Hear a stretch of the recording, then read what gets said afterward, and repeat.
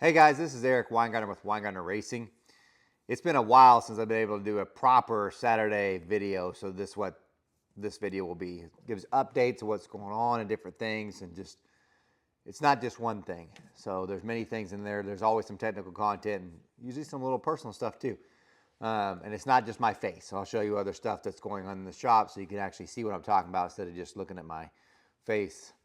Anyway, let's go ahead and get started. So we'll start off with the small block Ford Cam Challenge.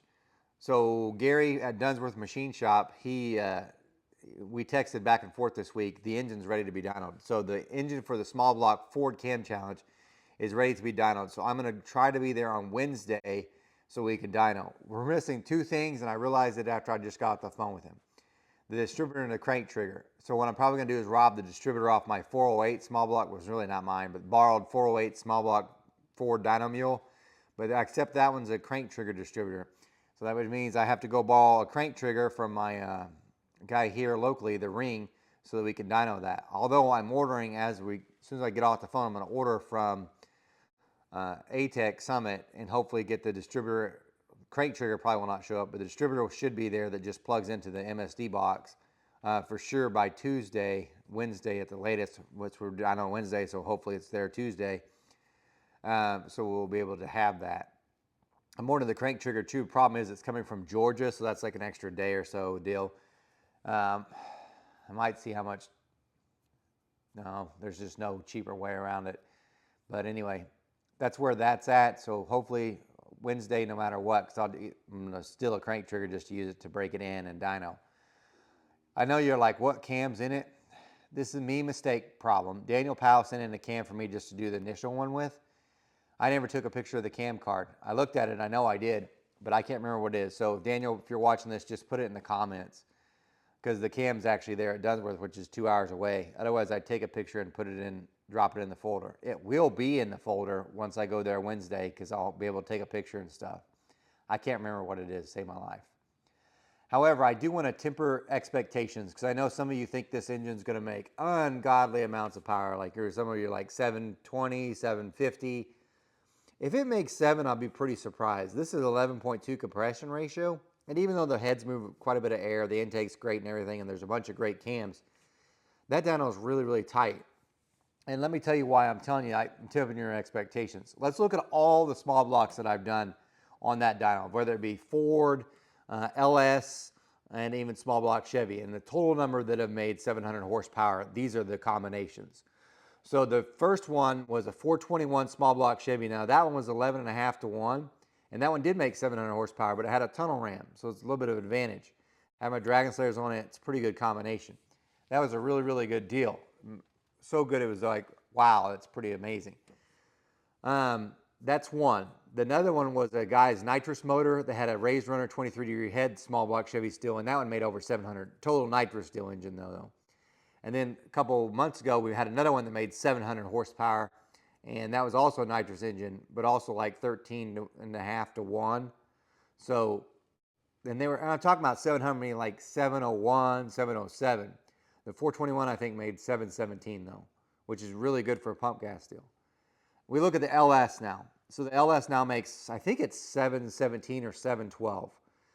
That took 11.9 compression ratio and the AFR LS3 Mongoose heads. So those are all the small block combinations that I've ever done there that made over 700. And I don't think that Gary has any others that have made over 700 without being like a small block Chevy with say 18-degree heads or 15-degree heads. They just don't. It's the point, it's very, very hard. So just to compare it to the LS, that LS, although it had a hydraulic roller, like 630 or something lift with a Brian Tooley camshaft, those AFR heads, because they've been milled down, that was 11.9 compression ratio. Compare that to the Ford that we're getting ready to run is 11.2. As far as head flow, that head flows like 380, so about 10 CFM more than what the Ford head that we're using on that. So that's a little bit advantage to the LS. However, the Ford does have a better intake manifold on it than what the LS had. LS had a 4150 on it, but this one has a 4500. I think it's a better manifold, even though I ported it, so maybe I'm a little bit biased, but I know it's a better manifold. Still, even at that, I think if it makes 700, I'd be shocked. Truly guessing, I'm thinking probably 680. And I'm not trying to insult anybody. Remember, it's my heads and stuff. It's just what it is, what it is. We could probably take it to other dynos and make more power.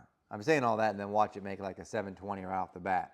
I'd be happy, but I just don't want you guys thinking that's the norm. It needs more compression for one. If it was like 12 to 1, this would be a different story. Anyway, so tempering your expectations. That's what's going on with that.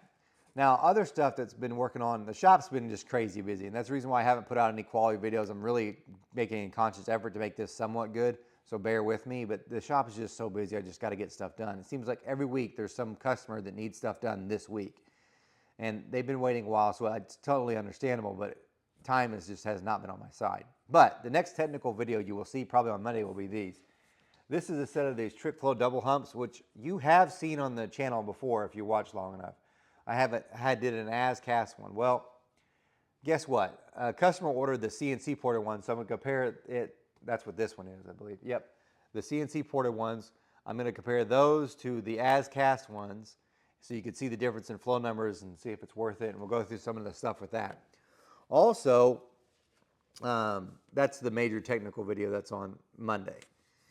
I don't know about the rest of the week because things are just getting busy, but let me tell you about some of the stuff that happened in this week besides just the cam challenge. Let me tell you about this one.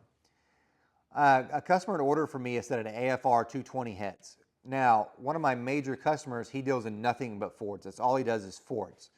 And he sent me several AFR 220s to refresh. This particular set I ordered directly from AFR because I'm an AFR dealer. And I got them in and I opened them out of the box. I'm like, oh wow, that's different. So let me show you what I'm talking about.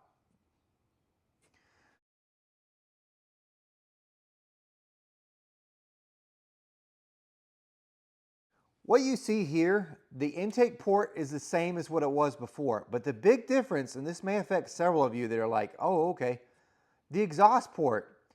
AFR no longer uses on the 220 head that 2-inch inside diameter one. Now they've gone to just a 3-inch. And we're like, so what's the big deal? It should flow more. You're right, but if you remember before when you had the AFR 220s, they had the little notch out that went around every one of the exhaust bolt holes on the 2-inch pattern. And they've always had that, so you could run either way. Granted, the 2-inch pattern is extremely small. I get it. It is. But some people just can't get headers. You know what I mean? So luckily, this guy's having a set of custom headers made for a 3-inch flange because I just thought they were all that way. When AFR switched their casting pattern for this 220, they said, screw it, we're just doing a 3-inch. So there's that. But what I want to say, though, is if you thought that helped exhaust flow, it didn't. So the port changed. I hate to say it, but it wasn't that great. It was about the same. Let me show you the flow number so you can get an idea what I'm talking about. But it wasn't like, oh my God, it's pretty much the same exhaust flow. Here's the flow numbers. It does something strange on the intake side. If you look between 5 and 6, it doesn't really gain anything between 5 and 6. It's a little bit of a weird thing, at least on my bench, that it does that. It only gains a few, but then it jumps right up about 7. And peak flow is really, really good if you look at the intake side. But the exhaust flow, I really expected to see a huge gain between, because you don't have that, you know, that little notch there where the exhaust bolt flange is. Nope. That was pretty much the same. It might even be a tad worse if I'm being honest. This is the next thing that I was working on this week. If you watch my earlier video this week, I talked about how I was working on a new project, and that was this.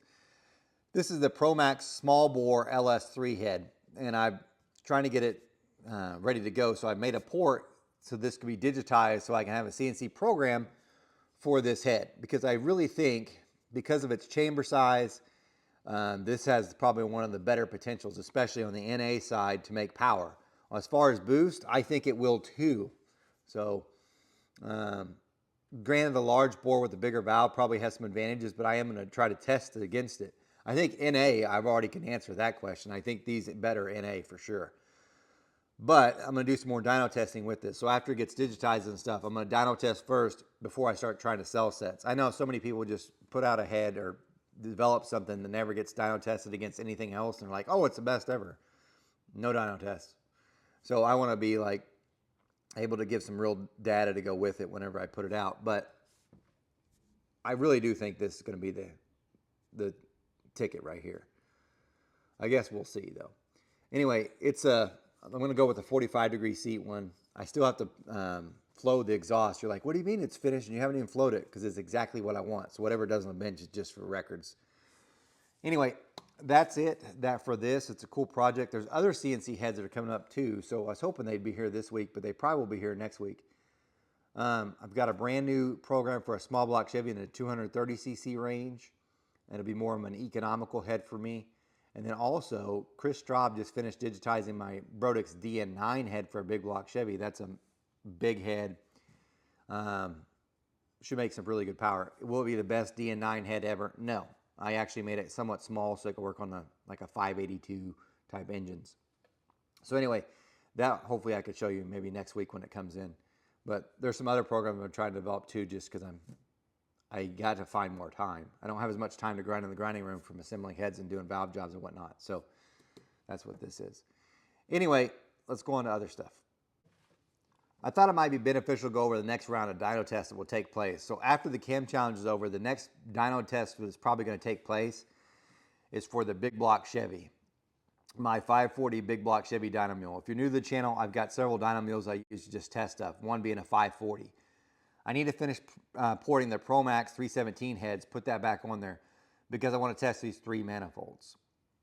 And they are the Hulk manifold for the big block Chevy, the Sniper for the big block Chevy, and also this 2896 that I've used before. It's a Super Victor 2 from Edelbrock. Those ones I need to test. Beyond that, after that's done, then it goes back to the LS. So by that point, this head should be ready to get tested. And also I have a set of someone, and I shouldn't say an amateur had ported a set of LS3 heads. I'm going to dyno test those, compared it against one of my ported LS3 heads, and also the AFR LS3 Enforcer heads that I've worked on, and then probably these at the same time. And during that test is when I'll do the back cut test. So one of the heads I'm going to run without a back cut, and then I'm going to put a back cut on it. It's going to be a lot of work. It's going to take a lot of time. Probably that's going to take place in late summer. And because right about that point, the small block Chevy Cam Challenge should be just about ready. I asked the guys at Coons how that's coming, but I didn't hear anything back. But I'm fixing to send out the rules so you guys can start getting the cams. You should already try to be speccing it anyway. You kind of get an idea what's going to happen as it is. The only thing I really haven't told you is the RPM range, but I'm really leaning towards 4,000 to 7,000. Still waiting to hear about a cog setup on the Torque Storm, because I want to run a cog setup instead of the rib belt. I don't think it'll slip because it hasn't on me, but I don't want to risk it for a competition. So a lot of stuff still coming up before the end of the year. Well, before fall, I should say. In the midst of all this, I still need to get the truck to the track, which brings up a little family update. So my son right now, he is in Michigan. He's actually in Ann Arbor, Michigan, the University of Michigan, because there's a swimming camp that he's doing up there to get himself better. Last week we were at a Barnesville swim meet, and it was bad. It was bad. He added a lot of time. And I can't, it's nothing against him at all, and I don't hope he's not beating himself up over it. They're in the training part of their season, so he's just really just worn out from training. And this was just more of a experience type of deal, but they're not in their prime. They're not tapered. They're just, it's like pretty much doing a heavy workout and now competing in a heavy lifting competition right after doing a heavy workout. You just are not going to be your best. And that's sort of what was happening. But also he injured his knee, so then he had to use his arm more for pull on the strokes, and that made his shoulder sore. And then his knee still wasn't quite right. It got about right at the end of the meet, but at that point, he was so worn out. So he's got a couple of days off from this travel down to Michigan, so where his body can rest. Hopefully his shoulders get back, rested up and be fine. The knee should be fine, and he can start making some progress. But they're going to hopefully teach him some more ways to get faster at swimming.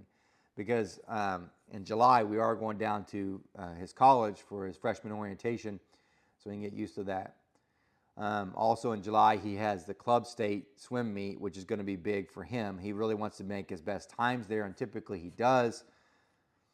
Again, I'm very worried because you're trying to look at trends throughout the season, and you compare it to last season to see how he's lining up. And like I think in the 100, he's about maybe a half second faster than what he was last year at this point. But there's other signs I'm like, man, this is worrisome. But I know he's really worn out. He's put on more mass. So muscle sounds great, except for it does add more mass, make it harder to pull. So your muscle strength needs to add up has to be worth it to be on your body. Like it needs to put out more effort than the weight you have to move. It also makes him more exhausted. So it's a tough deal. It's a rough deal. He's been a great help out in the shop when he can work, but right now, like I said, he's in Michigan. I'm sure they're going to make him a little bit faster too. But anyway, that's what's going on with him. But in July, we have to go for his orientation. That's where they tell us how much the bill is going to be. Worth every penny, I hope. Anyway, that's what's going on with that too. So in between all that, it's when the dyno stuff's going to take place. That pretty much wraps up what's going on this week. Hopefully next week before I leave, because we also, as soon as he gets done with Michigan, swimming in Michigan, which he'll be there for most of the week, then he's going to go to St. Louis because he's got a swim meet in St. Louis, where he'll get to compete again. It's an outdoor meet, so for me, it's miserable. It's super hot. The sun just beats down on you. Also, it's not his best times ever come from an outdoor meet. He'll definitely be exhausted from the swimming camp. So I don't see his times being the best there, but I do think the techniques that he might learn there or different strokes and things will help him become better in the long run. So we'll be there next week. So point being is you won't probably get an update on Saturday. Maybe you'll get it on a Monday, or you'll get it on the Thursday before we leave. The technical video for sure should be Monday or Tuesday about these trick flow heads and ported versus non-ported. Guys, thanks for watching. Remember, I'm no Superman. I did race Superboy. I don't port cast iron heads. You guys take care.